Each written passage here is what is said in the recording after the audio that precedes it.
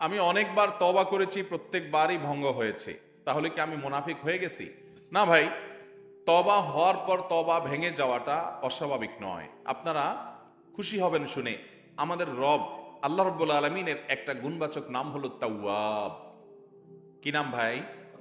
তাওয়াবের মানে জানেন? আল্লাহু আকবার।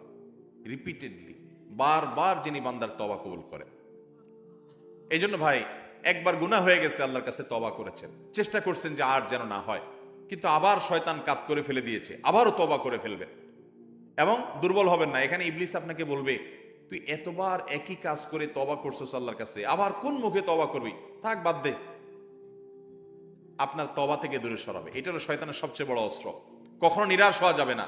তওবা আগের বারের চাইতে পরের বারটা আরো স্ট্রং করবেন, যে ঠিক আছে আগের বারটা তওবা আমি দুর্বল ছিল, এটাকে আরো স্ট্রং করব, চেষ্টা করবো না ইনশাআল্লাহ।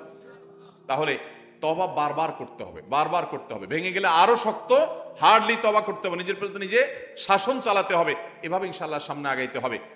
ভারতবর্ষের একজন কবি বলেছেন, আরে ইয়ে কুস্তি তো হয় অমর ভর কি, কবি ও দাবালে কবি তু দাবালে।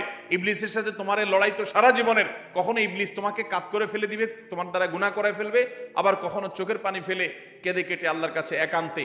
ভাইরা, কিছু নির্জন সময় কাটানো দরকার। আমাদের কোনো নির্জন সময় নাই। নির্জন সময় হলে ওই মোবাইলে আমরা ঢুকে পড়ি, মোবাইল টোবাইল বন্ধ করে ফেলে দিনে রাতে 24 ঘন্টার ভিতরে 5 ওয়াক্ত নামাজের পরে আগে যে কোনো সময় অন্তত 2-4-5টা মিনিট একটু চিন্তা ভাবনা করবেন, একটু নিজের হিসাব মিলাবেন, আল্লাহর সাথে কথা বলবেন। আজকে একটা গুনাহ হয়ে গেছে, আজকে একটা কাস্টমার মহিলা আসছে, তার সৌন্দর্য দেখে তাকে নিয়ে বাজে চিন্তা জল্পনা কল্পনা করেছি, নোংরামি করেছেন, গুনাহ কাজ করেছেন। কোনো কাস্টমার এসেছে, তার সাথে ফাঁকি ঝুঁকি দিয়েছেন, 2 নাম্বারই করেছেন, মিথ্যা কথা বলেছেন, কিনা দর এত আসে বলেছেন, আসলে এত আসে নাই। এই যে মিথ্যা বলেছেন কয়টা টাকার জন্য, এই টাকা দুনিয়াতে থেকে যাবে, মিথ্যাটা আপনার আমলনামা যুক্ত হয়ে আখিরাতে যাবে। এইসব কথা চিন্তা করে আল্লাহর কাছে চোখের পানি ফেলে একান্তে, আল্লাহ করে ফেলেছি আজকে শয়তানের পালায় পড়ে, আল্লাহ খেয়াল ছিল না, আপনি মাফ করে দেন। মালিক, আপনি মাফ না করলে কিয়ামতের ময়দানের শাস্তি হবে ভয়াবহ। দুনিয়াতে আপনি ছেড়ে দেন, আল্লাহ মাফ করে দেন।